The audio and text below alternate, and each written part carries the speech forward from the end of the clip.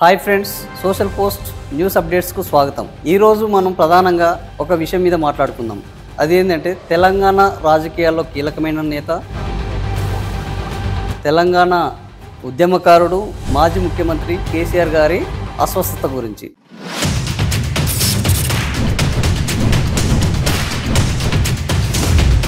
కేసీఆర్ గారికి అస్వస్థత జరిగింది. యశోద హాస్పిటల్లో జాయిన్ అయ్యారు.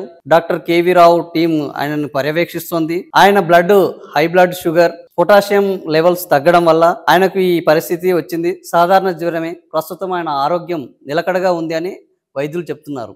ఇది సంతోషించదగ్గ విషయం. ఎందుకంటే కేసీఆర్ గారు ఈ రాష్ట్రాన్ని సాధించడంలో, ఈ రాష్ట్ర ప్రగతిని ఉవ్వెత్తున పైకి తీసుకెళ్లడంలో అత్యంత ముఖ్యమైన వ్యక్తి.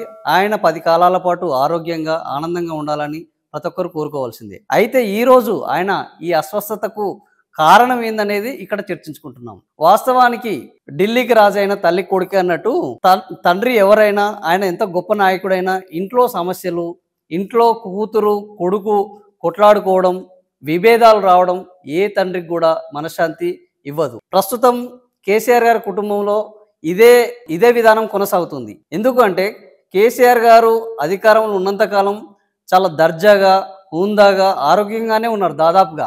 ఎప్పుడైతే అధికారం నుంచి దిగిపోయారో ఆ తర్వాత ఆయన జారి పడిపోవడం, తొంటి కాలు ఎముక విరగడం, ఆ తర్వాత ఆసుపత్రిలో జాయిన్ కావడం, 4-5 వారాల పాటు చికిత్స తీసుకోవడం, ఆయన ఒక కట్టె సహాయంతో నడవడం, ఇవన్నీ కూడా ఆయన అభిమానులకు కానీ, ఆయనను ఎవరైతే గౌరవిస్తారో వాళ్ళందరూ కూడా కొంత బాధాకరమైన అంశాలు. అదేవిధంగా ఆయన అడపాదడప జ్వరానికి గురి కావడం, ఈరోజు ఏకంగా హాస్పిటల్లోనే జాయిన్ కావడం, నిజంగా ఇవి చాలా విచారించదగ్గ విషయాలు.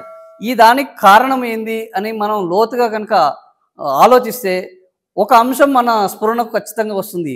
అది ఏంది అంటే ఇంట్లో ఉన్న విభేదాలు, కొడుకుకు కూతురుకు మధ్య విభేదాలు. కూతురు ఒక లేఖ రాసి అది లీక్ కావడము, తండ్రి మీదనే విమర్శలను చేయడము, తండ్రి అధికారంలో ఉన్నప్పుడు బీసీలను పట్టించుకోలేదు అనడము, తండ్రి అధికారంలో ఉన్నప్పుడు తాను అడిగితే నిధులు ఇవ్వలేదు అనడము, నేను జైల్లో ఉన్నప్పుడు తండ్రి సీఎం స్థాయిలో ఉన్నాయన బీజేపీతో కుమ్ముకు కావాలని చూశారనడం, తన సోదరుడు కేటీఆర్ అంత సమర్థవంతమైన నాయకుడు కాదని, ట్విట్టర్ పోస్టులకే పరిమితమవుతారని, జనాల్లోకి వెళ్ళరని, పార్టీని సరైన దిశలో నడిపించడం, ఇలాంటి వ్యాఖ్యలు అన్నీ చేయడము నిజంగా కూడా ఏ తండ్రికి కూడా నచ్చదు.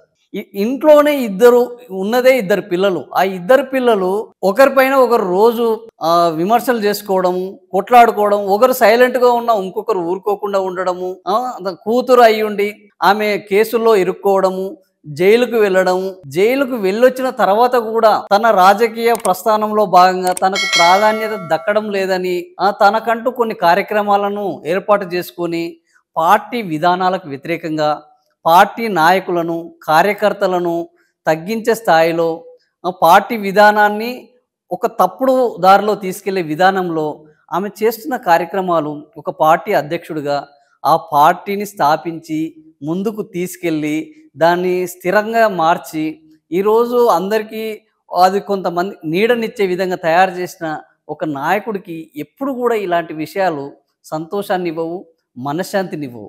పైగా ఇలాంటి అనారోగ్యాన్ని తీసుకొస్తాయి, హాస్పిటల్లో పాలు చేస్తాయి.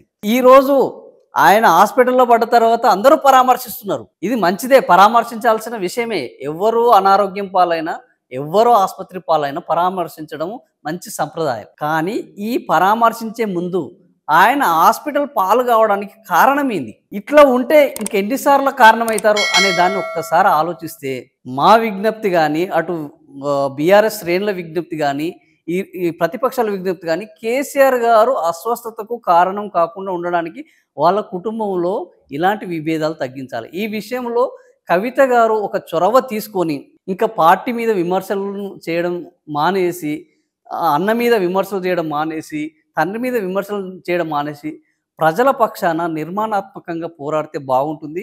అప్పుడు మాత్రమే కేసీఆర్ గారు ఆరోగ్యంగా ఉంటారు, ఆనందంగా ఉంటారు, మళ్ళా ప్రజల కోసము కొట్లాడే స్థాయికి వస్తారు, మళ్ళా తను అనుకున్న లక్ష్యాన్ని చేరే విషయంగా ఉంటారు అనేది మనం అందరికి కూడా ఇది అర్థమవుతుంది. ఇది కుటుంబంలోని సభ్యులకు అర్థం కావాలి, పార్టీలోని నాయకులకు అర్థం కావాలి అని మేము కోరుకుంటున్నాము. ఇలాగ వ్యవహరిస్తారని అందరూ ఆశిస్తున్నారు. కేసీఆర్ గారు త్వరగా ఆరోగ్యం కోలుకోవాలని, మళ్ళా రాజకీయంగా తను యాక్టివ్ గా ఉండాలని, ఈ రాష్ట్ర ప్రగతిలో ఆయన అత్యంత కీలకంగా ఇంకా వ్యవహరించాలని, ఈ రాష్ట్రాన్ని ఇంకా ఎన్నడూ కూడా వెనక్కి వెళ్ళని పరిస్థితికి ఈ రాష్ట్రాన్ని అభివృద్ధి చేయాలని కోరుకుందాము. ఇది ఫ్రెండ్స్, మీకు ఈ విషయం నచ్చితే ఖచ్చితంగా లైక్ చేయండి, సబ్స్క్రైబ్ చేయండి, మమ్మల్ని ప్రోత్సహించండి. ఇలాంటి విషయాలపైన మరిన్ని వార్తలు అందించేందుకు మా వెంట నిలబండి. Thank you.